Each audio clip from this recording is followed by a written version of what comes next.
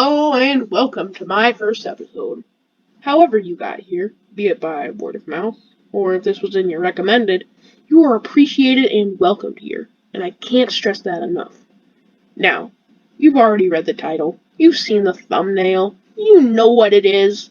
Let's not waste any more time, let's talk about Super Mario 64. Now, a little history. Super Mario 64 came out in 1996 on the Nintendo 64. The game revolutionized the industry and was the main building block for many 3D platformers to come. Not just Nintendo games either. Now, this video is separated into 3 parts: story, level design, and music. So, let's get into it. Dear Mario, First off, our story. Peach invites Mario for a delicious dessert, a cake. While Mario is going to the castle, imagining what frostings, fruits, and flavors he will taste, Bowser kidnaps the princess.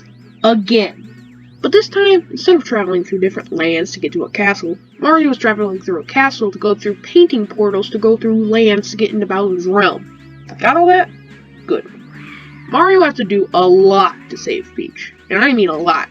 He has to kill a giant king bomb, return a lost baby to its mother, butt stomp a giant sentient slab of concrete, race a big penguin down a slide, and a lot more. And after he does certain tasks like this, he gets the main collectible of the game, Power Stars. These stars have been hidden by Bowser. Now, apparently these make Mario stronger throughout the game, but it's more of a meta thing and not a gameplay thing. What I mean is, when you get Power Stars, a message appears saying you got stronger, but nothing really happens. You don't get extra health or run faster or anything. But that can be explained with another part of our story. Your playthrough is part of a movie. The camera is actually being controlled by a Lakitu, filming Mario's actions. Maybe this is Lakitu saying you got stronger, to symbolize some rising action in his movie. But that's not enough story. Let's talk about the levels.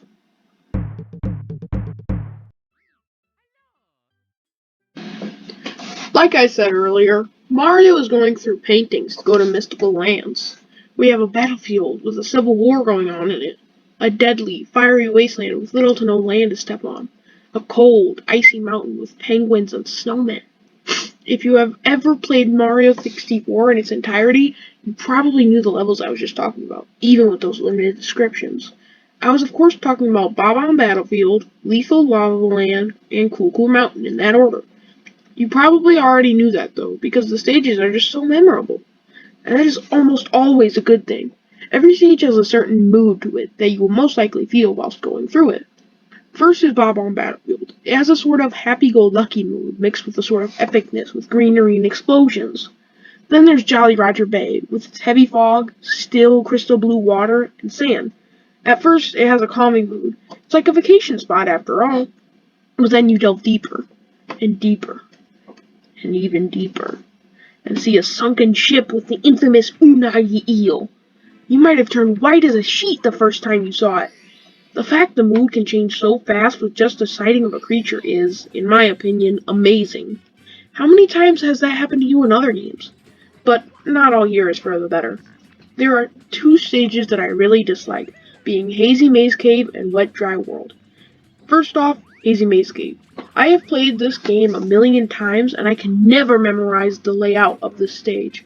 It's just so confusing. The level is so convoluted and huge that it's just an absolute slog to go through. Then there's Wet Dry World. This level has always creeped me out, and I don't really know why. Just the skybox, the music, a mishmash of different things. Just made it feel weird and creepy. Almost unfinished in a way. Those are the only levels that I really dislike. But they make the good ones really shine, so maybe they are pretty good. But still, even these good ones have a little to be desired. We still need just a little something, you know? So, how about some music? Now, if you've ever played Super Mario 64, you know that it has some pretty good tunes. We got some spooky ones, catchy ones, and epic ones. For instance, let's look at the athletic theme. An athletic theme is one that can be used in multiple stages and still fit each one well. For example, let's look at the original Super Mario Bros. Game. Specifically, the theme you might know as 1-1.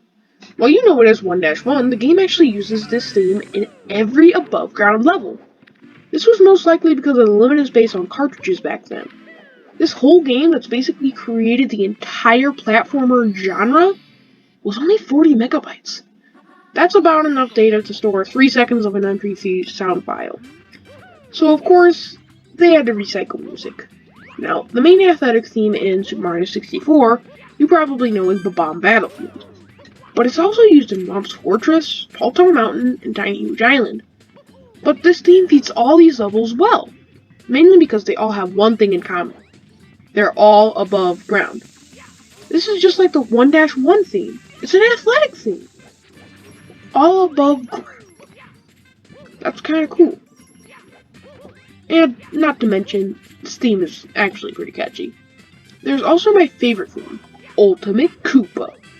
This is the theme used in the final fight with the fully powered up Bowser. The fight is so epic and really gets your blood pumping, and mostly because of this theme. You know how I was talking about mood and levels?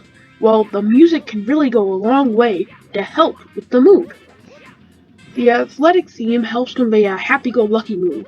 The water theme is one of the main reasons why Jolly Roger Bay is so calming, and the aforementioned Ultimate Koopa theme adds a sense of epicness to the battle. But that's enough about music. Let's move on to the final score.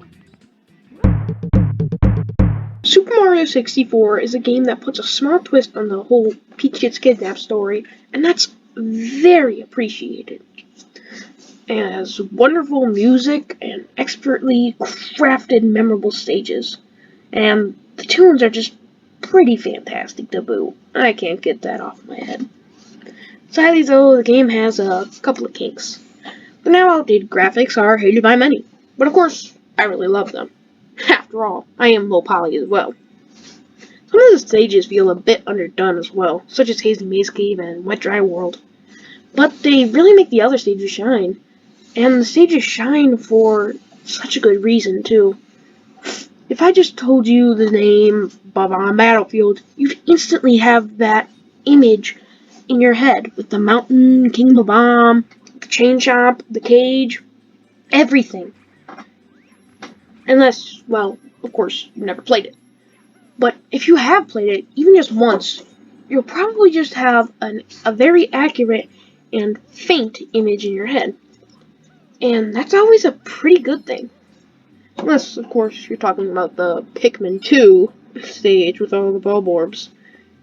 Don't really remember that for the right reasons. More of the wrong reasons. Whew. Sorry, I just had some flashbacks. But anyway, the stages are just so good. Except for, the aforementioned Hazy Maze Cave and Wet Dry World. And overall, I give Super Mario 64 a solid 8.5 out of 10. Hey, thanks for watching to the end, guys. How did you like the pilot episode? Good? Bad? Let me know your thoughts. Please use constructive criticism in the comments, and not just a thumbs down and a comment saying the video stinks. I'll use the feedback to make a better video next time. And, do what my brother says, and subscribe!